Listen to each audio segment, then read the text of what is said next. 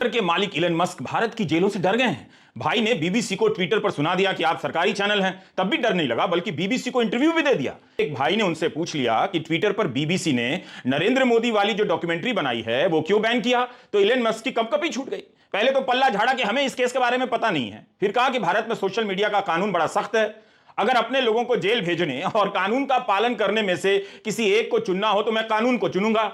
आप गेस कीजिए कि मस्क ने मदर ऑफ डेमोक्रेसी की तारीफ कर दी या कटाक्ष कर दिया। बताइए, जिसके पास बिजली की गति से चलने वाली बिजली की कार हो, वो जिप्सी से चलने वाली पुलिस से डर गया। नॉनसेंस। मैं बैठा हूं इस कार में न्यूयॉर्क में, अच्छा भला ये मामला दब गया था, आप लोग भूल गए थे बीबीसी की डॉक्यूमेंट्री के बारे में, लेकिन मस्क ने बोलकर इसे ऊपर कर दिया। हर ट्वीट पर जवाब देना इन्हें जरूरी था। मस्क भाई साफ साफ बोलो, भारत की जेलों से डर लगता है या ईडी से? कहीं संजय सिंह की प्रेस कॉन्फ्रेंस सुनकर हालत तो खराब नहीं हो गई है? चंदन रेड्डी ईडी ने इनको मारा, इनको पीटा, इनके परिवार को धमकी दी और कहा जैसा हम कहते हैं वैसा लिख। इतना पीटा गया, इतना मारा गया, इतना मारा गया कि इसके दोनों कान के पर्दे फट गए। मस्क के कान बहुत तेज हैं, लगता है सुन लिया भाई ने जो संजय सिंह ने कहा। कान बचाओ पहले, जान तो बची जाएगी मस्क। इसलिए कहता हूं कि विदेश ही नहीं, देश में भी आलोचनाएं बंद करने की बहुत जरूरत है, ताकि किसी को कुछ भी पता ना चले। बताइए, बदनामी क्या केवल विदेश में होती है, अपने घरों में नहीं होती? जब से ट्विटर खरीदा है मस्क भाई ने, बहुत शेर बनकर घूम रहे थे। वैसे आजकल के शेरों को क्या प्रॉब्लम हो गया है? राहुल गांधी से दिक्कत होती तो कोई बात नहीं थी, पीएम से प्रॉब्लम हो गया इनको। हो क्या रहा है कंट्री में? जो विदेश में है उसे यहां की जेल से डर लग रहा है, और जो यहां का शेर है वो पीएम के सामने नहीं आ रहा है। हैं भाई, मैं आप दोनों से पूछ रहा हूं, क्या आप उस समय जंगल में थे जब पीएम साहब आए थे? कैमरा हाथ में था, तोप नहीं था, तो फिर आप दोनों सामने क्यों नहीं आए?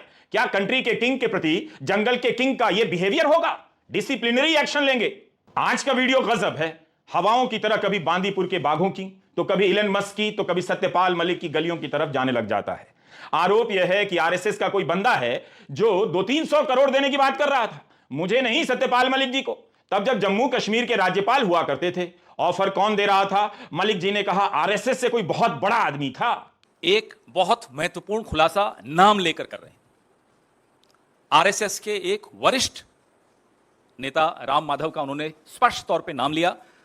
प्रधानमंत्री के करीबी से जुड़े हुए ये शब्द सतपाल मलिक जी के हैं। आप देख रहे हैं रवीश कुमार ऑफिशियल, हमारा यूट्यूब चैनल सब्सक्राइब कीजिए और ज्वाइन भी कीजिए।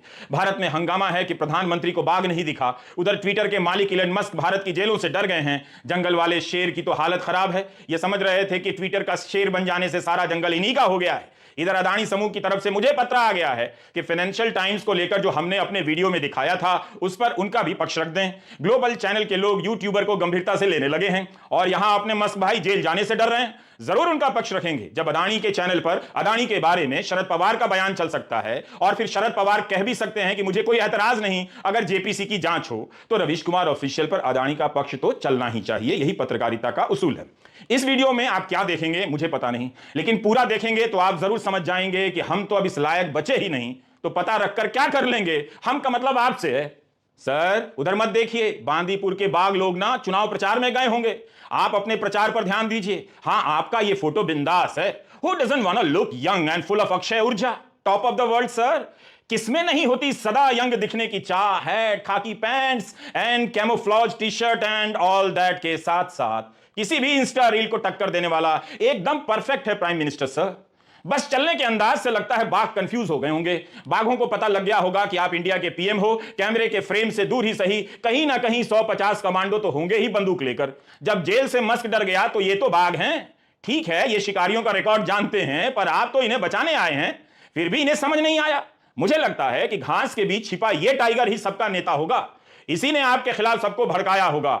This one sir, this one. इसके मोबाइल में पेगासस लगा दीजिए, सब पता चलेगा। पूछिए, जब जंगली भैंसा आ गया, बारहसिंगा आ गया, हिरण आ गया, हाथी भी आया, तब बाघ लोग क्यों नहीं आए? अगर बाघ दिखता तो उस दिन आप बाघ की फोटो नहीं डालते। अरे हाँ, हमने भी नहीं सोचा कि चर्चा बाघ की हो रही है और फोटो भैंसे का आ रहा है। हम इस खबर की पुष्टि नहीं कर सकते, इसलिए हमने व्यंग्य का रास्ता चुना। अगर यह सही है तब भी हंसते हंसते लोटपोट हो जाने वाली खबर है, क्योंकि गंभीर तो आप किसी चीज पर होते भी नहीं हैं। Do you get my point? क्या यह हंगामे की बात है कि बांदीपुर टाइगर रिजर्व में प्रधानमंत्री को बाघ नहीं दिखा? न्यू इंडियन एक्सप्रेस में खबर छपी है कि प्रधानमंत्री को बाघ नहीं दिखा, तो अब पूछताछ हो रही है, दबाव बनाए जा रहे हैं। बोस की खन्ना की रिपोर्ट है जिसमें बताया गया है कि बांदीपुर टाइगर रिजर्व में 22 किलोमीटर की सफारी के दौरान कोई बाघ नहीं दिखा।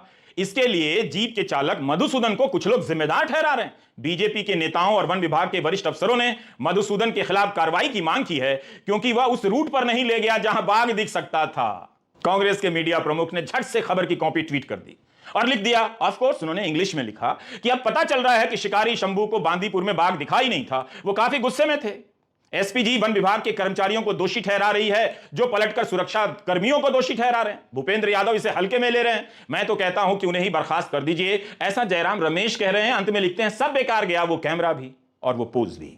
आदरणीय महाराजा धीराज वनराज नरेशों के नरेश बाघेश जी, आप जिस देश के जंगलों में विराजते हैं, उस देश में नौटंकी पानी की टंकी के ऊपर चढ़ गई है और आप दांत चियारना बंद कीजिए, गुस्सा छोड़िए और मेरी बात ध्यान से सुनिए। हां, आप चारों से भी बोल रहा हूं, मेरी बात सुनिए। आप केवल जंगल के राजा नहीं हैं, इंडिया के नेशनल एनिमल भी हैं। आपके कमांडर आए और आप मिलने नहीं आए, ये तो गलत बात है। माइक पांडे ने आपके बारे में लिखा है कि आप लोग काफी शर्मिले होते हैं, आदमी से पंगा नहीं लेते। हजारों बार वे आपके सामने से गुजरे, मगर आप अपनी दुनिया में मस्त उन्हें इग्नोर मारते रहे, चले गए। बात यह है कि माइक पांडे को इग्नोर मारना ठीक है, मगर इतना तो चेंज करना ही पड़ता है ना पीएम सर के लिए। अब यहां मैं किसको समझाऊं? पीएम के दौरे के समय या एक दिन पहले हेलीकॉप्टर उड़े होंगे, उनके रास्तों की जांच हुई होगी, सुरक्षा कर्मी घूम रहे होंगे, क्या पता झाड़ी के पीछे बंदूक लेकर भी बैठे होंगे। तो आप कैसे पीएम सर के सामने आते बागेश जी? मैं आपकी साइड ले रहा हूं। हो सकता है आप जंगल से निकलकर सड़क की तरफ जाने वाले हों, लेकिन सामने झाड़ी में कोई बंदूक लेकर बैठा दिखे, खड़ा दिखे, वही डर गया हो और आपको डरा दिया हो सकता है कि नहीं? इतनी हलचल में आप लोग कैसे सामने आते? लेकिन कोई बात नहीं, हमारे पीएम बहुत दयालु हैं, आपका कुछ नहीं बिगाड़ेंगे। आप कह देना कि हमें पर्यावरण मंत्री का ट्वीट नहीं दिखा, एलन मस्क का मिला था जो जेल जाने से डर गया था, इसलिए हम आपको जंगल में देखकर डर गए और सामने नहीं आए, गलती हो गई। इस पत्र को ध्यान से पढ़ लेना बाघों। आपका रवीश कुमार। इस खबर का खंडन आएगा ही, बहुत आसान भी है खंडन करना, खबर झूठी साबित कर दी जाएगी, इसलिए हमने व्यंग्य में बाघों की क्लास ले ली। मजाक छोड़िए, अब बताइए किससे शुरू करें? दोनों ही मामले हैं बहुत सीरियस। संजय सिंह की प्रेस कॉन्फ्रेंस से या पवन खेड़ा की प्रेस कॉन्फ्रेंस से आगे की बात शुरू करूं? राज्यसभा सांसद ने आरोप लगाया है कि ईडी के अधिकारी धमकी दे रहे हैं, मार रहे हैं। अगर ऐसा है तब तो यह बात बहुत भयानक है कि इन्फोर्समेंट डायरेक्टरेट यानी कि ईडी कैसे इन्फोर्सिंग डिक्टेटरशिप बन गया है, कैसे तानाशाही पूर्ण रवैया अपनाए हुए है, इसका एक एक करके आपके सामने आज खुलासा करूंगा। यह पहला नाम है चंदन रेड्डी का। माननीय उच्च न्यायालय में याचिका दाखिल करके ये बताते हैं कि ईडी ने इनको मारा, इनको पीटा, इनके परिवार को धमकी दी और कहा जैसा हम कहते हैं वैसा लिख, वरना तेरे परिवार का वो अंजाम करेंगे तो कहीं मुंह दिखाने लायक नहीं रहेगा। इस चंदन रेड्डी को इतना पीटा गया, इतना